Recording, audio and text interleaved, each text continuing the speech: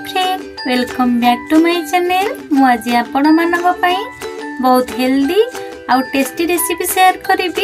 मु मुग एवं पालंग सागर रेसिपी शेयर करी। एही रेसिपीटी प्रोटीन और आयरन ने भरपूर।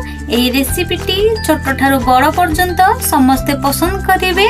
ताहाले चलंतु रेसिपी को आरंभ करिबा। मु एठी 200 ग्राम रो मुग नेइछि।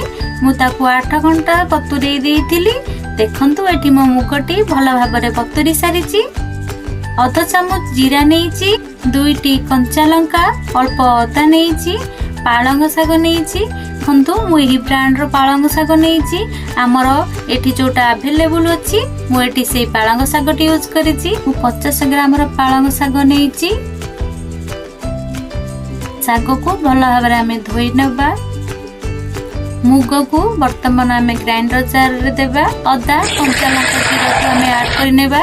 मु एठी पिंक सॉल्ट ऐड करिछि। आपण माने नॉर्मल सॉल्ट ऐड करि परिबे। मु सेथिरे किछि पानी ऐड करिछि। आपण माने अल्प पानी देबे। देखंतु मु एठी अल्प पानी नेउछि। एबे हमें ग्राइंडिंग कर नेबा।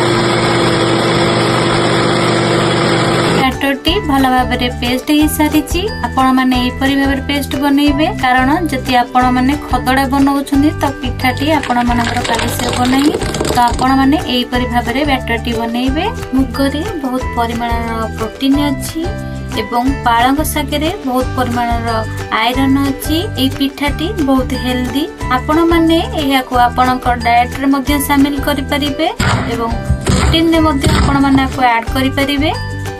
पिठाटीर टेस्ट को आउ दिगुणा बढ़ाइबा पाई मु एठी गोटे पियाज नेइछि, 5 चामच सुजी नेइछि। बैटर रे काटी के रखिबा पियाज को ऐड कर नेबा, सुजी को ऐड कर देबा। आमे एबे सब को भला भाबरे गोळे नेबा।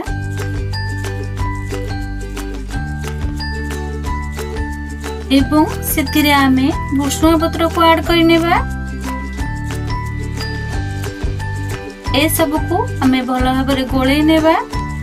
आमे बैटरटी को 20 रु 30 मिनिट रेस्ट पई छाडी देबा। जहा द्वारा आमे ऐड करथुआ सुजीटी भल भाबरे फुली जिवो एवं सॉफ्ट हे जिवो।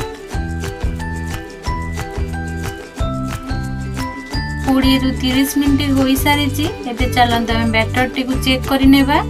देखंतु एठी मोर बैटरटी भल भाबरे बहळा होई जाईछि। आपण माने जते बेले रेसिपीटी प्रिपेयर करिवे अधिक पानी देबे नाही कि अधिक बहळिया करिवे नाही। देखंतु एई परि भाबरे आपण माने आपण बैटरटी को प्रिपेयर करिवे।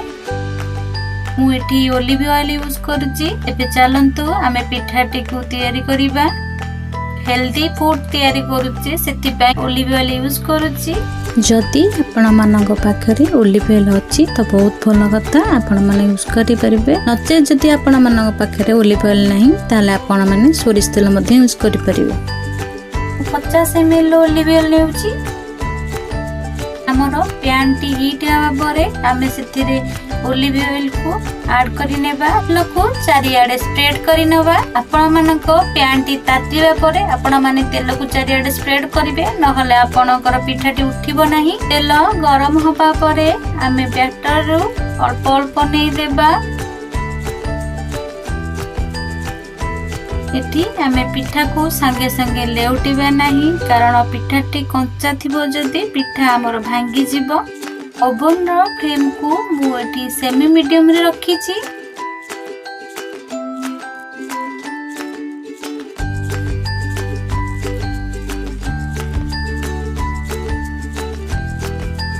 पांच रु 7 मिनिट आमे अपेक्षा करिबा। आपण माने संगे संगे पिठा को उल्टेबे नाही। कारण पिठाटी संगे संगे उल्टेबा द्वारा पिठाटी कंचा थिबो जति भांगी जिवो। देखंतु एठी मोर पिठाटी पैन रो भल भाबरे छाडी सारिछि।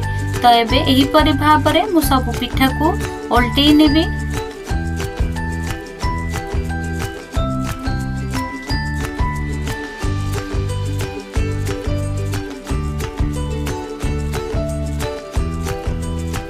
सब पिठा को उल्टे सारिबा परे सेतिरे किछि तेल ऐड कर नेबा।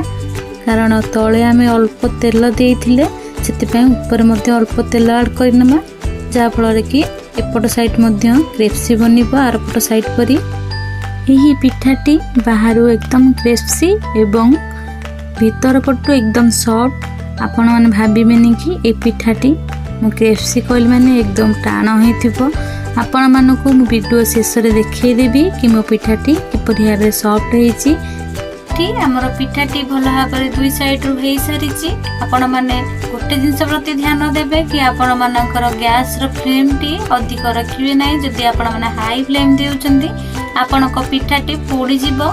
तो आपण मैंने सेमी मीडियम या मीडियम देकी करिवे।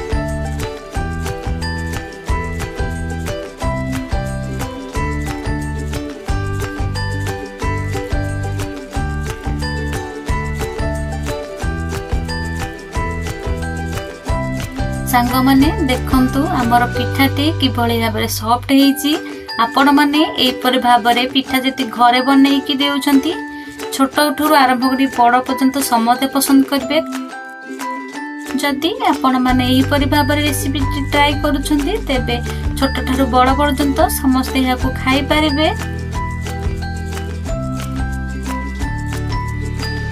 एही रेसिपीटी को आमे पिल्ला माननकु सकाळे ब्रेकफास्ट किंबा तांको टिफिन ने मध्ये आमे ऐड करि परिबा। कारण आपण माने जानिछंती इपी नूडल्स मैगी देबा अपेक्षा एही रेसिपीटी बहुत भलो अटे, हेल्दी अटे एवं वयस्क लोक मध्ये माने खाई परिबे।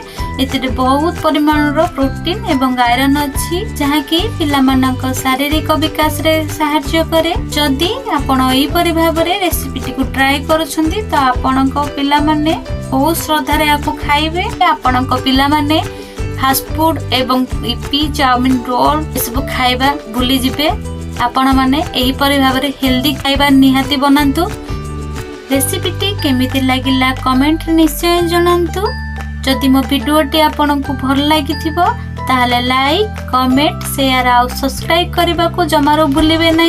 एमिति हेल्दी रेसिपी पाई चैनल को सब्सक्राइब करंतु। आपण माने मो वीडियो देखिथिबारो आपण मानकु बहुत बहुत धन्यवाद रहउची। एक नुवा वीडियो सहित आपण मानक सहित पुणी थरे देखा हबो।